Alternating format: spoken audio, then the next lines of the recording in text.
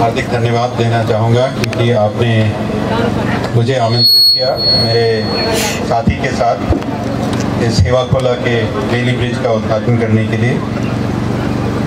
ये बेली ब्रिज, जैसा कि मुझे बताया गया है, नेपाल में इस तरह का सबसे बड़ा ब्रिज है, सबसे लंबा ब्रिज है। पहले इस तरह के लंबे ब्रिज नहीं थे। मुझे इस बात की संतुष्टि है कि भारत सरकार के सहयोग से ये कार्य हो चुका है। मुझे याद है यहाँ करीब 2.5 महीने पहले मैं यहीं से गया था पांचतर दर्शन करने के लिए, कातीबार दर्शन करने के लिए। तब ये ब्रिज का काम शुरू हो रहा था, पर हम इधर ह्यूम ब्रिज का ह्यूम पाइप का जो डाइवर्जन है वहाँ से गए थे। उसके बाद एक दुर्घटना हुई करीब 2.5 महीने पहले, जिसमें 3 हमारे नेपाल के भाई शहीद हुए। पर इस घटना में, जैसे संचालक महोदय ने कहा, इस घटना से हतोत्साहित ना होकर उसका लेसन लेकर हमने दुगनी गति से काम करा। और भारत सरकार, मुझे संतुष्टि है कि हम ये ब्रिज फिर से प्रोवाइड कर सके।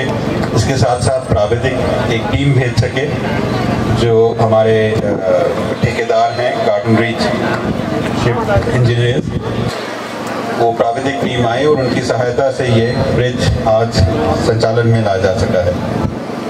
ये भी खुशी की बात है कि इस प्राविधिक टीम ने नेपाल के इंजीनियर्स को भी ट्रेनिंग दी है, ताकि आगे इस तरह के ब्रिज अगर बनाने हो तो वे खुद बना सकें।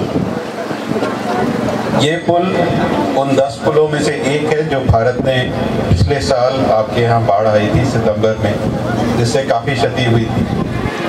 उस वक्त नेपाल सरकार ने हमसे ये अनुदान मांगा था और हमें खुशी थी कि हम 1 महीने के अंदर ये 10 ब्रिज ले पाए थे। वो उन ब्रिजों में से एक ये है। आज सुबह हमने हेवाखोला में एक और पुल का उद्घाटन किया है।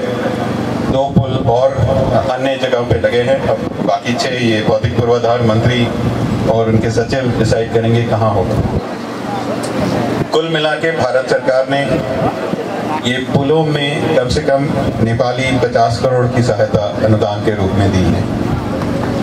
हेवाखोला, जैसा कि मुझे ज्ञात हुआ है, एक अत्यंत महत्वपूर्ण जंक्शन है जो कि कोसी प्रदेश के उत्तर और दक्षिणी भाग को जोड़ता है। इसलिए ये पुल अत्यंत ही महत्वपूर्ण है लोगों की सुविधा के लिए।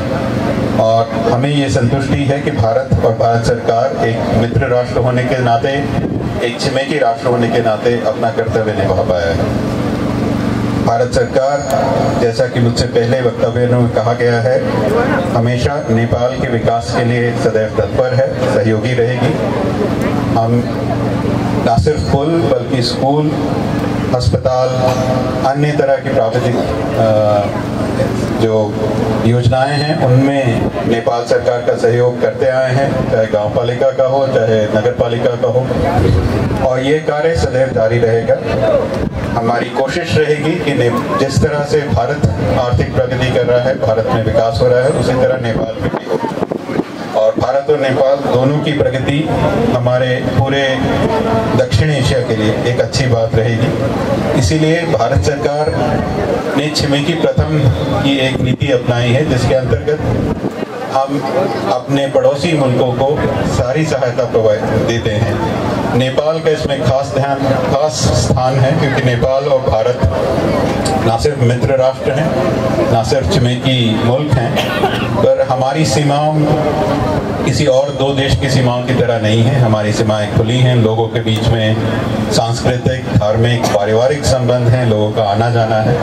इसी बात को ध्यान रखते हुए नेपाल का एक विशिष्ट स्थान है हमारी विदेश नीति में, हमारी छिमेकी प्रथम नीति में। और हमारी उम्मीद है कि इस तरह का सहयोग जो नेपाल सरकार और भारत सरकार के बीच में है, जिसका आज का उदाहरण ये हेवाखोला का पुल है, इस तरह के सहयोग से हमारे दोनों देशों के बीच के संबंध आगे और अधिक प्रगाढ़ होंगे और आगे सुमधुर होंगे। एक बार पुनः आप सबका बहुत बहुत धन्यवाद और आप सबको हार्दिक बधाई।